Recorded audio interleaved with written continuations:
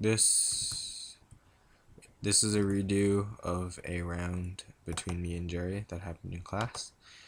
It is a redo of the 1AR. The order is just going to be on the AC, but with extensions of theory off the AC. So, just get my timer in like a good position.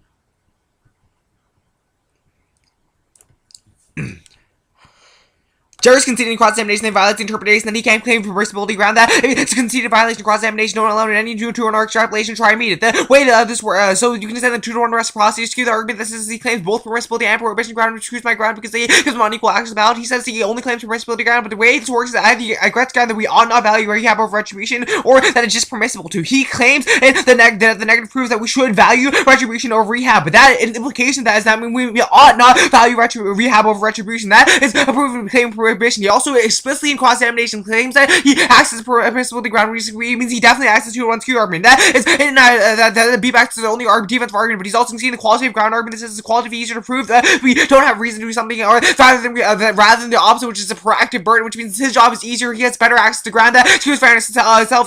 This also only comes from permissibility ground, which he explicitly did so in cross-examination.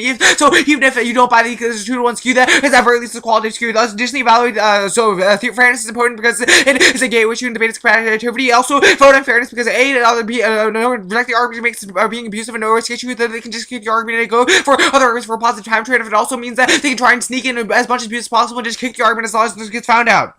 And validate through competing interpretations. One, I don't know where your reasonability arbitrary. I don't know where your factual reasonability is. Two, if there were a bright line to be established, it would just beg the question and lead to competing interpretations because you would have a proven interpretation and off its back to it. And third, reasonability leads to a race to the bottom. We are trying to seek more and more abuse to claim that it's reasonable. Then go to Parfit. Otzi on his contradictions argument. First of all, the positive rights, West is not in that util because it's just simply against positive rights, but positive rights are utilitarian because they're proactive obligations. Second, there's no reason to accuse that's the key to fairness. My arguments are whatever is not strategies. Then third, you can kick the West argument. I'll agree my favorite fourth round. That is predictable. He could have predictability, or at very least he could have brought it up in cross-examination and asked.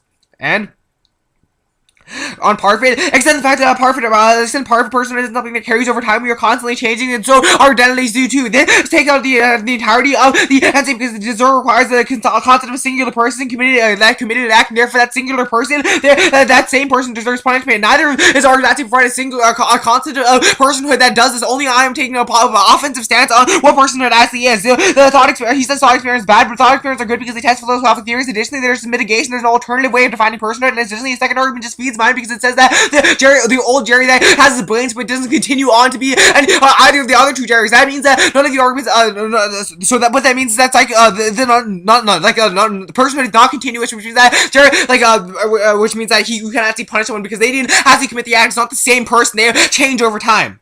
So the identity has changed, which means that we can't actually evaluate any of the NC. It also means you prefer utilitarianism because if persons don't actually exist, they are if there aren't actually concepts of distinct persons, then there are only states of affairs. So we have to look to consequentialism.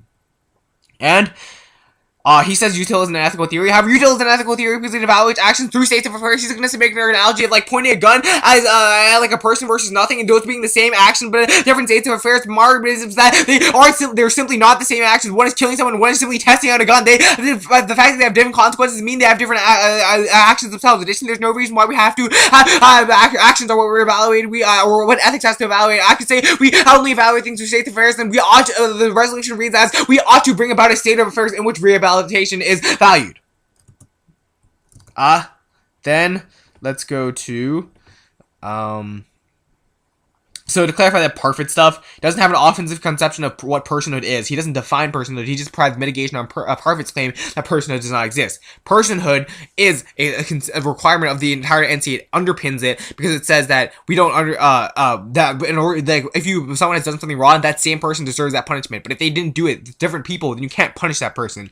Which means after the NC goes away and you prioritize utilitarianism. That means rehabilitation is the only basis for punishment.